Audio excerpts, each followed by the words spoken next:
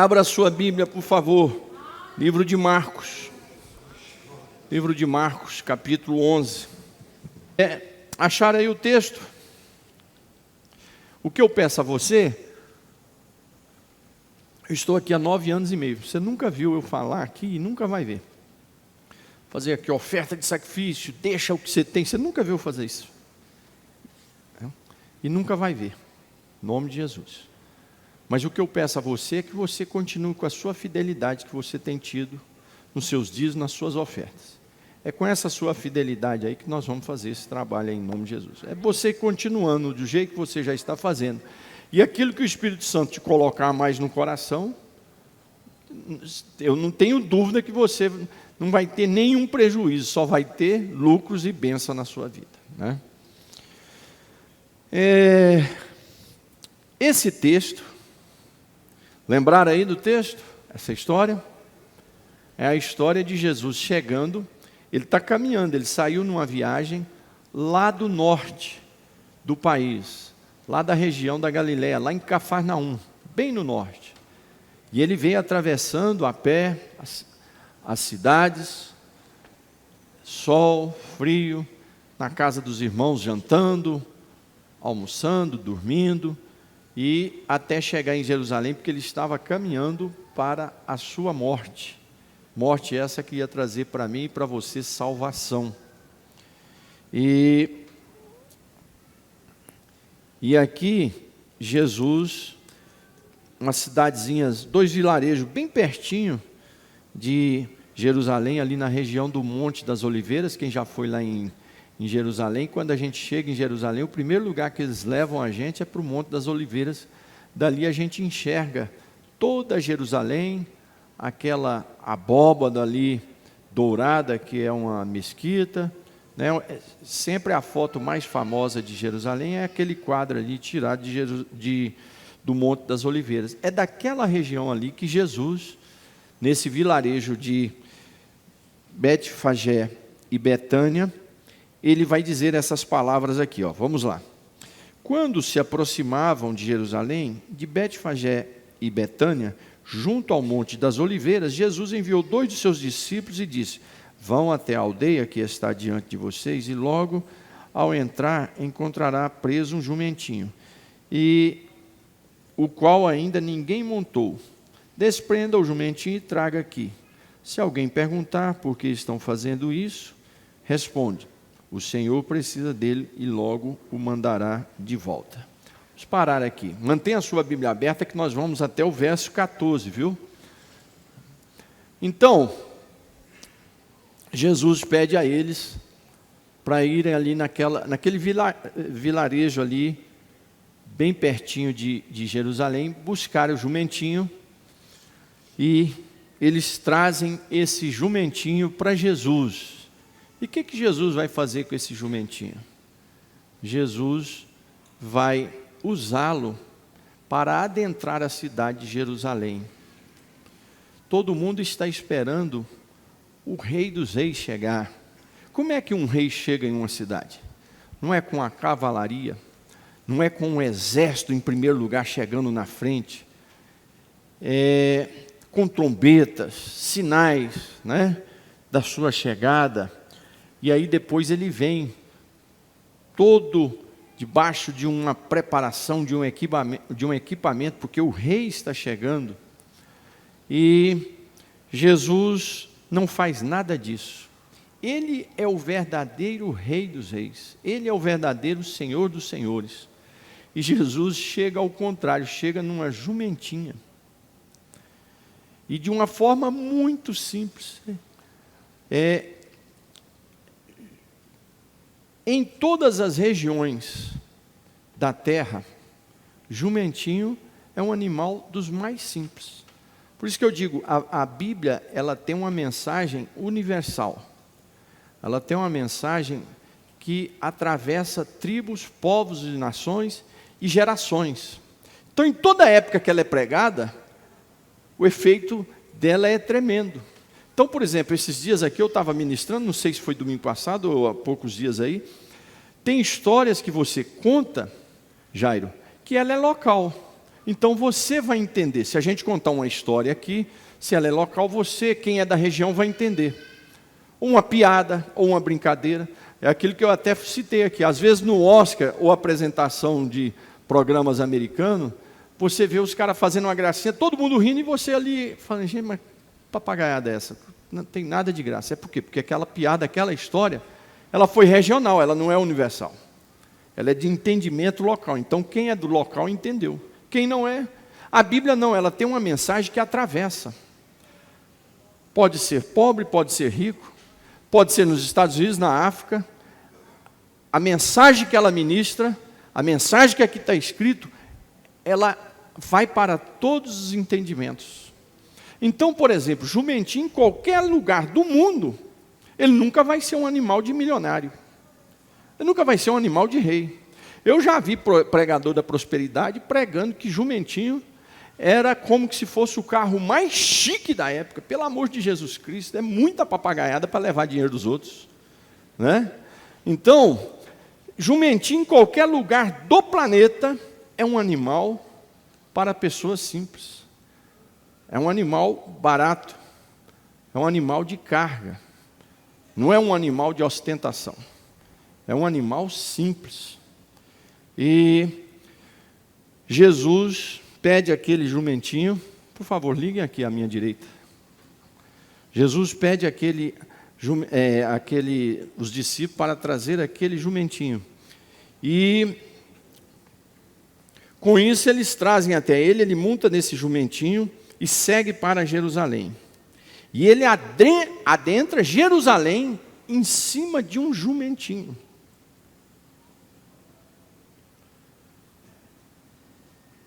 O que nós vamos comparar a isso? Um rei, alguém que está... Porque havia uma expectativa em Israel. Ele está descendo para assumir o poder. Porque todos enxergavam que o que Jesus estava indo fazer era um poder temporal. Era um poder humano. Uma revolução humana. Derrubar o poder, o império romano. Ninguém entendia o lado espiritual, que o reino de Deus já estava sendo instalado dentro de nós. Era uma profecia lá em Jeremias, aquela profecia de Jeremias que diz, e vos darei não mais um coração de pedra, mas um coração de carne, e escreverei a minha lei, não mais em pedras, em tábuas de pedra, mas escreverei a minha lei nos vossos corações. Jesus estava instalando isso. A lei do Senhor agora, pelo poder do Espírito Santo e através da sua salvação, ia ficar cravada aqui dentro.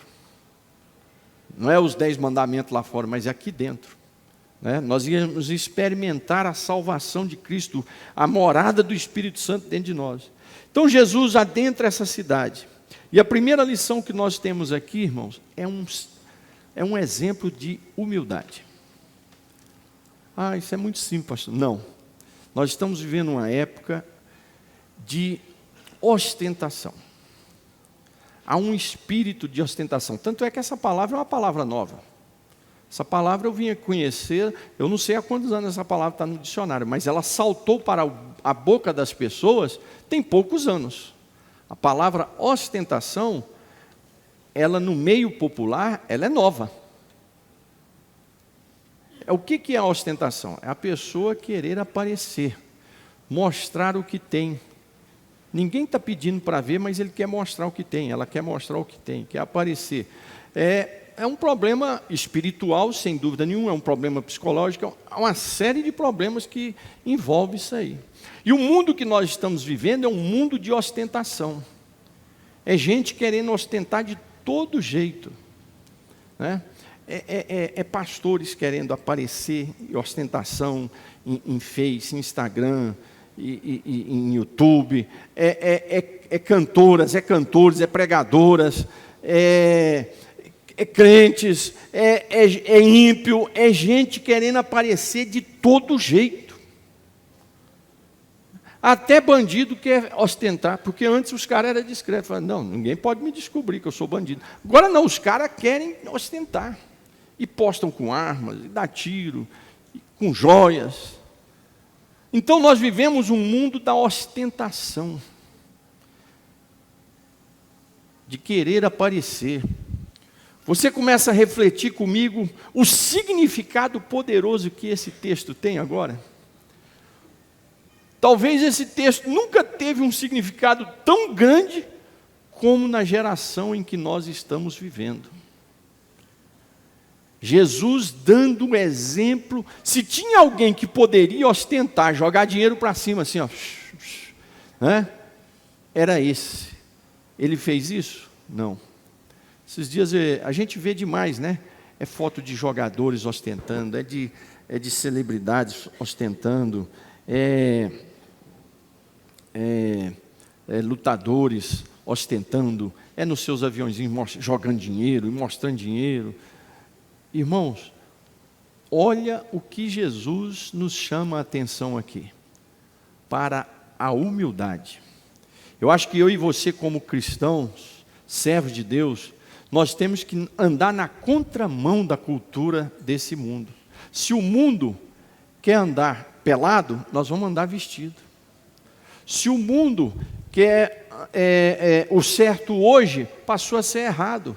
Se você for hoje aí para um YouTube, discursar sobre a família, sobre um casamento, sobre a esposa, sobre os filhos, você está achado de maluco, por muitos. Ou pelo menos por uma minoria que faz um barulho maior do que os muitos. Então nós vivemos um mundo da inversão dos valores. Os valores estão sendo invertidos a cada dia. Você está triste com isso? Eu estou triste com isso? Estamos, mas não se preocupe, porque cada vez mais isso é um sinal de que a trombeta está para soar e Jesus vai vir buscar a sua igreja.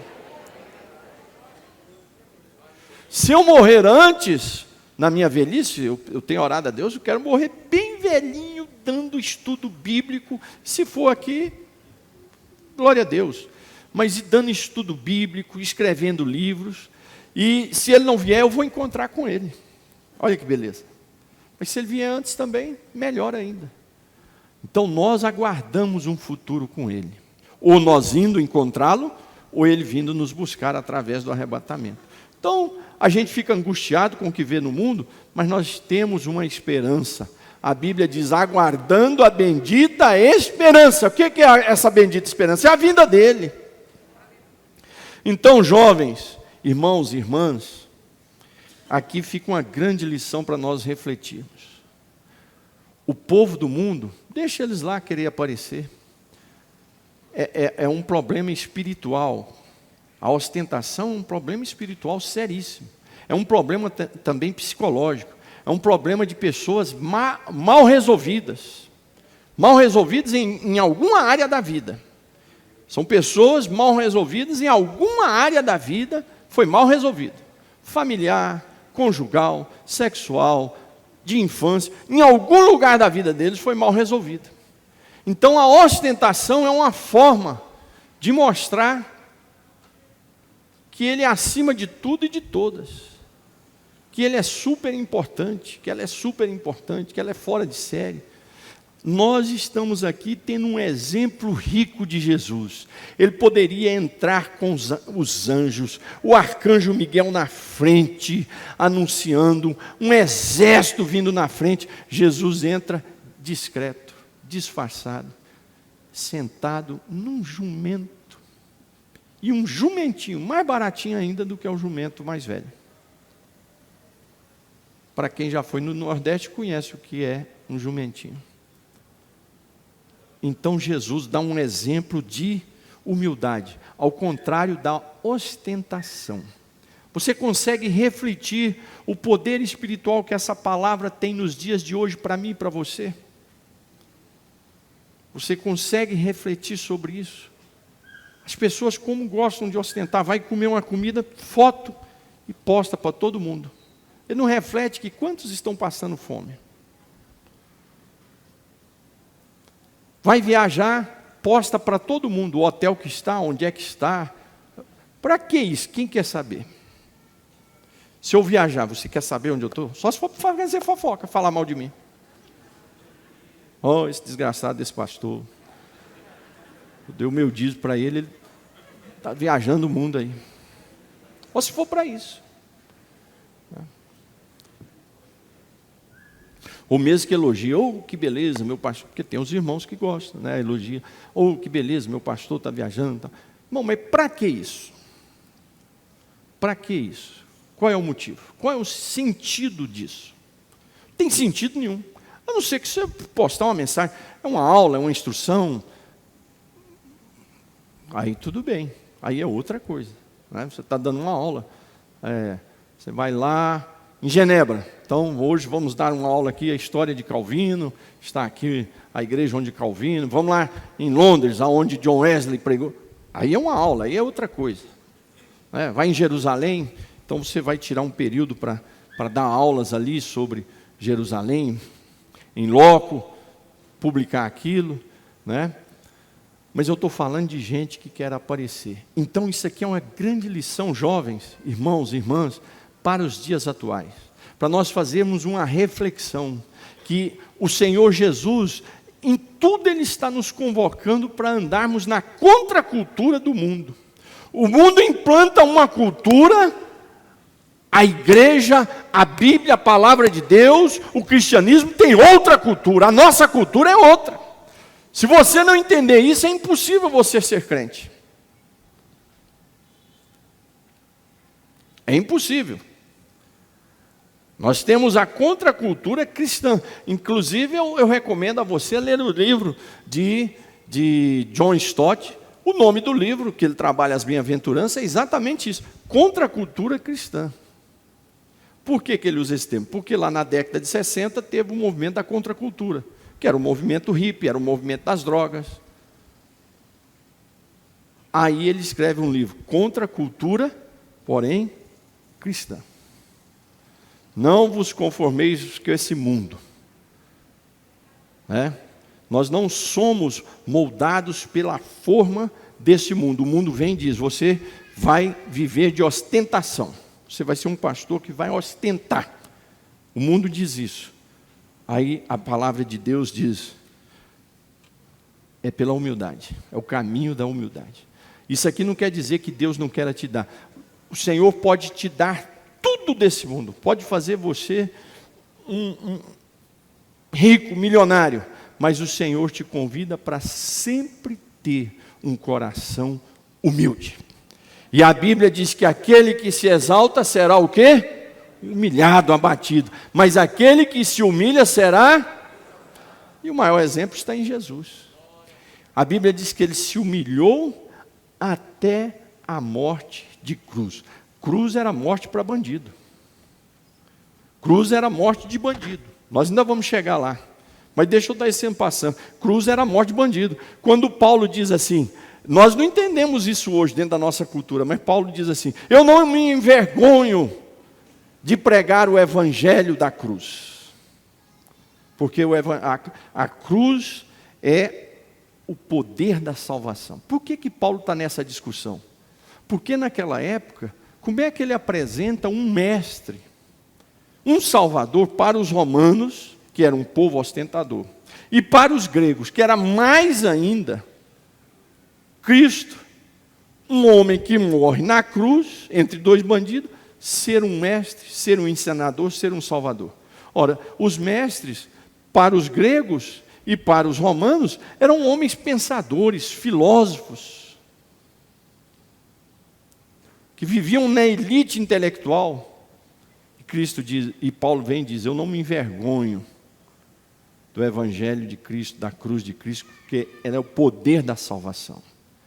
Então, Cristo nos ensina que é o caminho da humildade que é a vitória.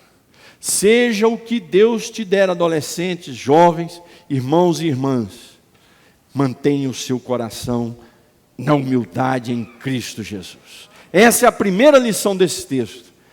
É o exemplo de humildade que Jesus dá. Ele já tinha dado outros exemplos, né? A história de Jesus é o tempo todo dando lições e ensinamentos de humildade. E agora, mais uma. Ele não entra fazendo agito nem ostentando, mas ele entra de forma discreta, humilde, sentado num animalzinho mais discreto, mais simples, mais pobre, para nos dar uma grande lição, que a humildade é o caminho da vitória. Se você quer ser uma mulher, um jovem, um adolescente, uma moça vitoriosa na sua vida, seja humilde, o Senhor há de te exaltar, sempre até a sua velhice. Mas aqueles que são arrogantes, eles caem pelo caminho, diante da história eles vão sendo derrubados e ficam pelo caminho aí completamente humilhados. A outra lição que nós aprendemos aqui é as crianças adorando. E o povo também. Hosana, bendito o que vem em nome do Senhor. Bendito o reino que vem, o rei de Davi, nosso pai. Hosana nas maiores alturas. Veja que o povo estava vendo que ele era o rei. Mas esse rei está vindo num jumentinho. Extremamente simples. Agora, qual é a outra lição que nós tiramos nesse texto? É a verdadeira adoração ao Senhor. Irmãos, numa outra passagem referente à mesma história, tanto em Mateus como em Lucas e João, as crianças que começam esse louvor. E os líderes religiosos chegam em Jesus e dizem: como é que o senhor deixa essas crianças, esse povo aí, o povo está te adorando, como é que o senhor deixa uma coisa dessa? Aí ele diz: ora, se eles não me adorarem, até as pedras vão clamar. E é dessas crianças que vem o perfeito louvor. Amados, deixa eu falar uma coisa para vocês. Quando o Senhor Jesus propôs morrer na cruz por mim e por você, quando Deus estabeleceu a salvação em Cristo Jesus, Ele estava chamando eu e você para quê? Para ser rico, para ser próspero, para ser famoso, para ser evangelista, para ganhar almas. Para que Jesus estava nos chamando? Ele estava nos chamando para ser, em primeiro lugar, acima de tudo, verdadeiros adoradores. Verdadeiros adoradores. O Senhor Jesus, quando salva eu e você, Ele quer fazer de mim e de você vasos de adoração e louvor ao seu nome. Ele está fazendo eu e você, esse adoração e louvor não é necessariamente ser cantor, porque imagina se o Senhor Jesus fosse esperar de mim adoração cantando. Coitado, ele ia ficar seco. Porque, como é que eu canto? Eu canto esses hinos assim, bem simples. Né? Às vezes só fico abrindo a boca, porque a maioria dos hinos eu nem sei. Não tenho voz para cantar.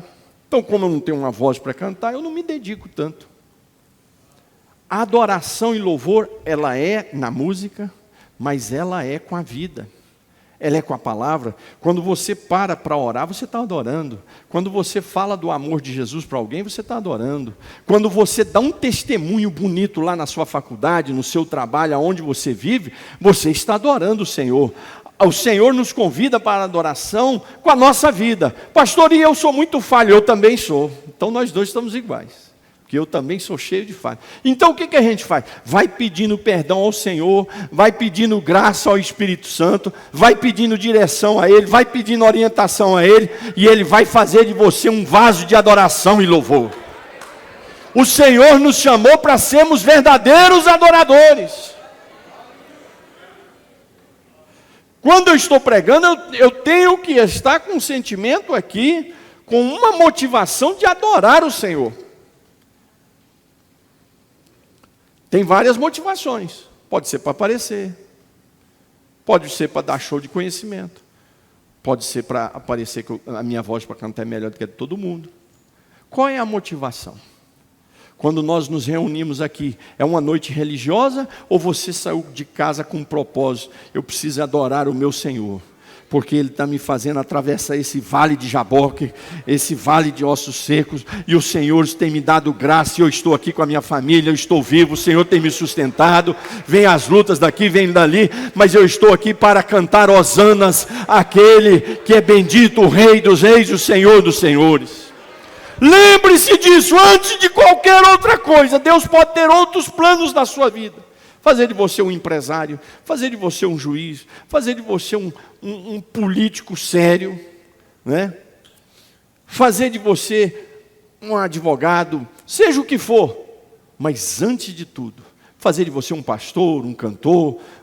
Antes de tudo, o Senhor, quando nos salva, Ele quer fazer de mim e você, Ele está nos chamando para ser adoradores, que louve o seu nome, que glorifique o seu nome, que exalte o seu nome. Agora, você tem que adorar a Ele com os dons que Deus te deu. Se você canta, então é isso. Se você toca, é isso. Se eu prego, é pregando. Seja na sua área. Se você é médico, é fazendo o seu trabalho de medicina bem feito. Se você é professor, é fazendo o seu trabalho como professor diferenciado dos outros. Se você é advogado, fazendo um trabalho diferenciado. Se você é um funcionário público, sendo um funcionário público diferenciado. É assim que Deus te chama para ser verdadeiros adoradores. E se nós não adorarmos a Ele, porque Ele morreu para nos salvar, até as pedras vão de clamar. Até as pedras hão de clamar. Quer dizer, Deus vai levantar outros. Deus vai levantar até ímpios. Já que essa igreja de Bangu não quer me adorar, eu vou levantar ímpios. Já que esse irmão, já que o pastor sócio não quer me adorar, eu vou levantar um ímpio, vou levantar outros. Da onde ninguém espera. O Senhor nos salvou na cruz do Calvário, nos lavou com seu sangue, nos selou com seu Espírito Santo, para fazer de nós verdadeiros adoradores ao nosso Deus. Verdadeiros adoradores ao nosso Deus. E lembre-se que ser adorador não precisa ser celebridade, não precisa ser um pastor, não precisa ser um pregador, não precisa ser cantor famoso, até porque a gente está vendo aí cantor, cantora famosa só dando escândalo, pastores famosos dando escândalo. Não, é a sua vida. É a sua vida de adoração. Olha, eu vou te falar, uma pessoa que se propõe a ser um verdadeiro adorador, olha, se prepara, porque Deus vai abrir muitas portas para você. Ah, pastor, eu queria ouvir uma mensagem de prosperidade hoje. É essa, ser humilde. Você quer ser próspero? Aprenda com Jesus a ser humilde. O Senhor não vai exaltar orgulhoso, não. Orgulhoso pode até subir, mas é porque tem gente que Deus faz ele subir tão alto para derrubar e nunca mais levantar. Porque se derrubar numa altura pequena, ele levanta de novo. Então tem gente que Deus ergue lá em cima para derrubar e nunca mais levantar. Então você hoje está tendo aqui um estudo, uma palavra sobre prosperar na vida. O caminho é a humildade. É fazer da sua vida uma vida de adoração. Você acha que Deus não vai prosperar, não vai abrir porta, não vai derrubar os inimigos daquele que é humilde, daquela que é humilde, daquele que adora Ele, daquele que propôs no seu coração de ser um vaso de adoração? É claro que vai. Não tem porta fechada para quem é humilde, não tem porta fechada para quem adora o Senhor. E por último,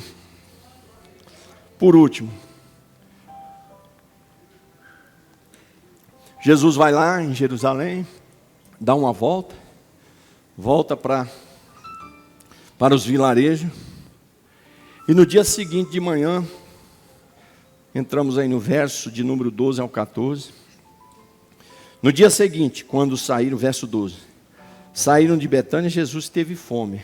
Olha que coisa maravilhosa. Isso aqui é a prova de que Jesus era 100% também homem. Como ele era 100% divino, ele também era homem.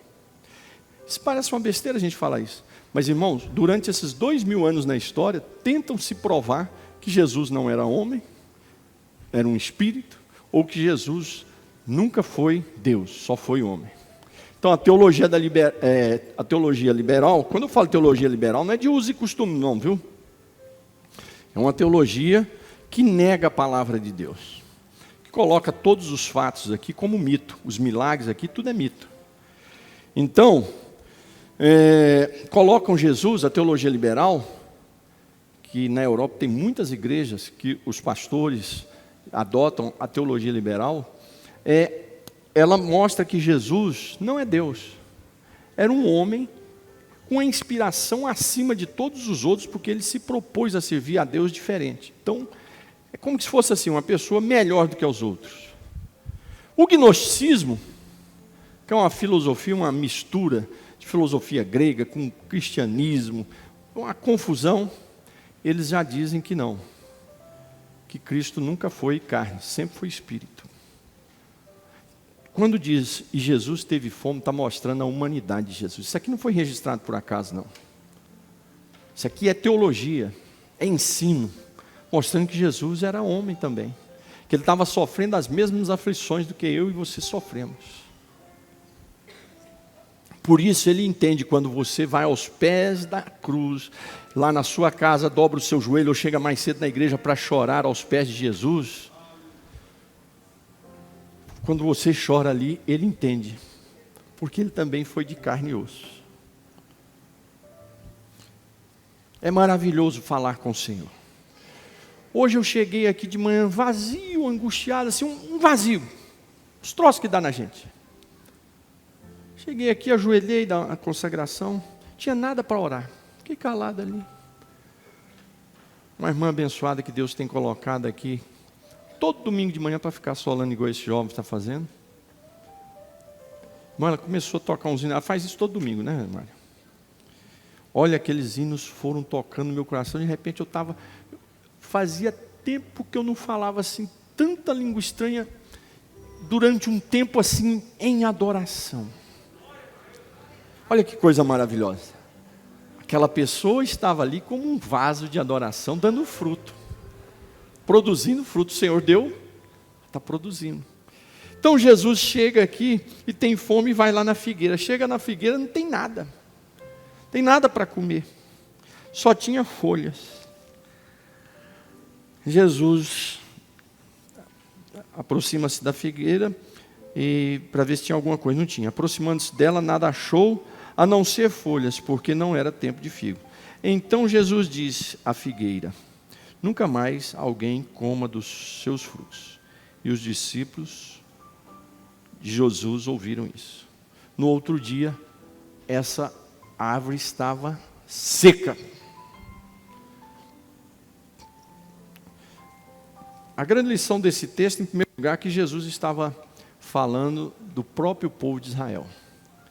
Era uma árvore cheia de folhas, cheia de religiosidade, conhecia as leis de Moisés, conhecia os livros dos profetas, mas não davam frutos.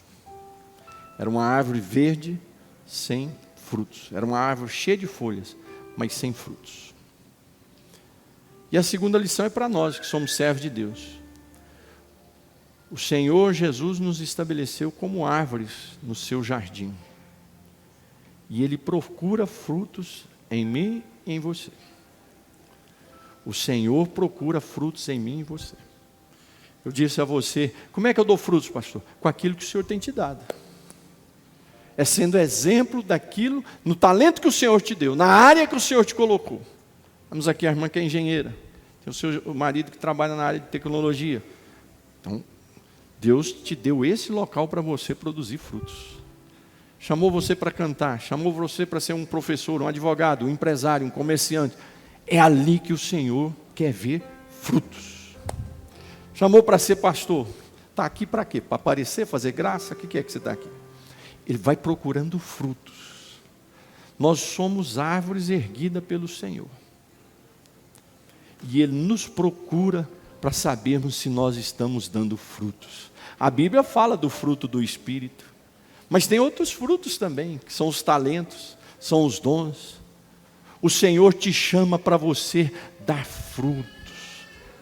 O Senhor te chama para você produzir frutos para a glória do seu nome. Vidas que vão chegar até você e encontrar em você frutos. Quantas pessoas a gente chega perto, irmão? É seca, uma árvore seca, vazia.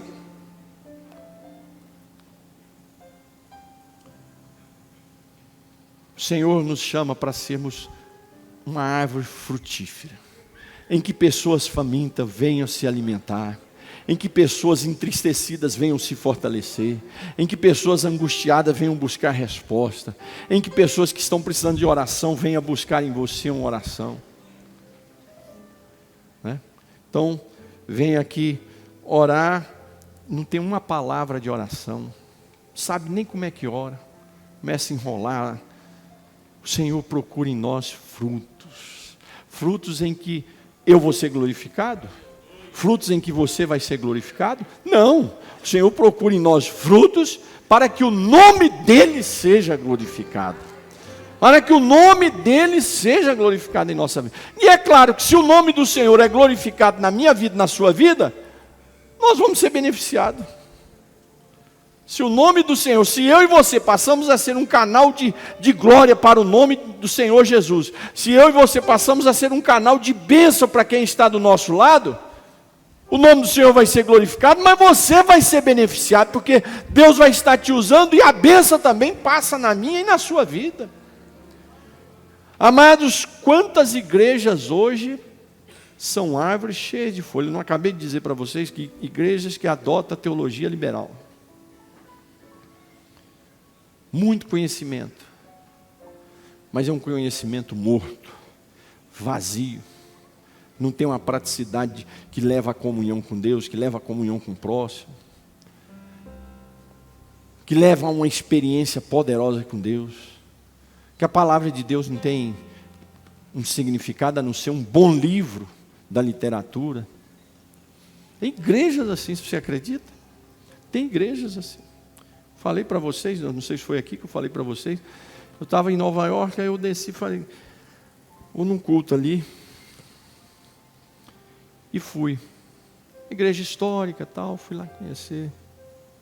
Irmãos. Oh, Jesus. E não sei quem que me amarrou ali, se foi o cão, não sei o que foi que aconteceu, que eu não dava conta de sair.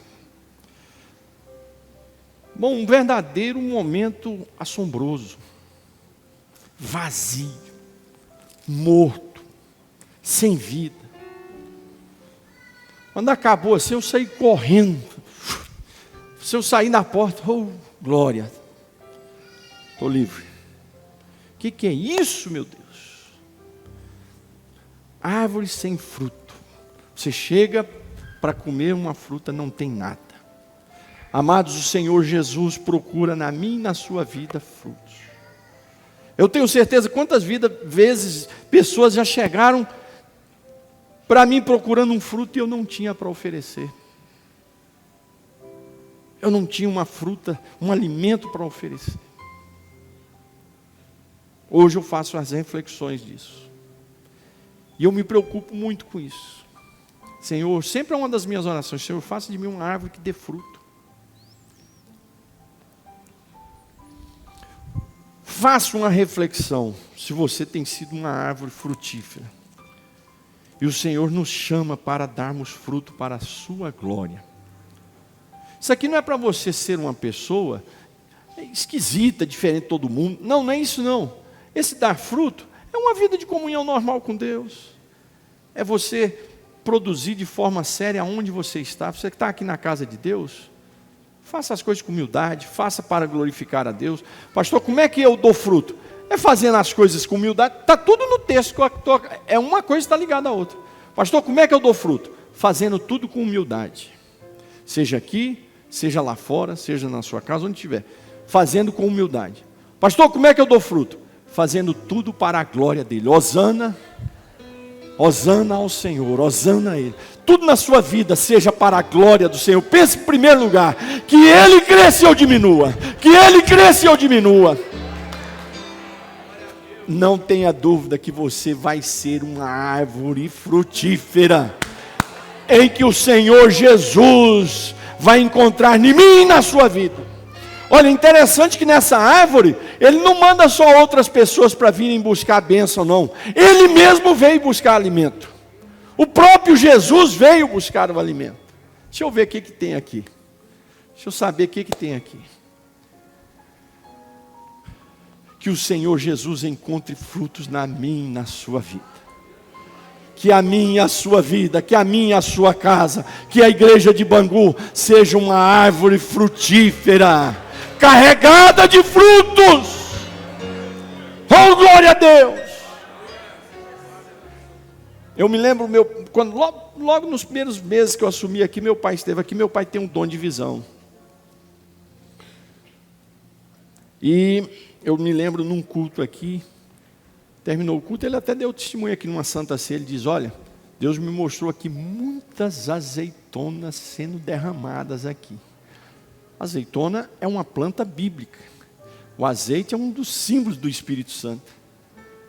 fala da unção de Deus, fala da prosperidade, fala de bênçãos espirituais e material. A Bíblia diz que quando Deus estava amaldiçoando o povo de Israel, diz: olha, eu vou arrancar de vocês as oliveiras, vocês não vão ter mais azeite.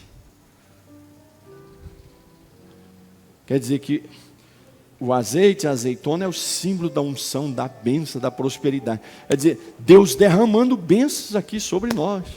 O Senhor nos chama para sermos árvores frutíferas, em que o nome dele seja glorificado. Vamos ficar de pé? Vamos orar ao Senhor, pedindo a Ele que faça de nós, nos dê um coração humilde. Aqui ou acolá a gente exalta, se orgulha, que a gente venha cair aos pés do Senhor e fala: Senhor, tem misericórdia. Que aqui ou acolá, quando nós não exaltarmos, não adorar o Senhor, a gente peça a Ele misericórdia e fala: Senhor, o Senhor me salvou para me ser um vaso de adoração. Aqui e acolá, eu não estou dando fruto, nem você. A gente venha pedir misericórdia, o Senhor fala: Senhor, tem misericórdia, eu quero ser uma árvore frutífera. Eu como pai, eu quero ser uma árvore frutífera para minha esposa e para meus 2 filhos. Eu como pastor, quero ser uma árvore frutífera para o rebanho que sai de casa no domingo, para vir na igreja receber a palavra de Deus. Então nós temos que fazer essa reflexão. Oremos ao nosso Deus. Senhor Jesus, nós ministramos a Tua palavra.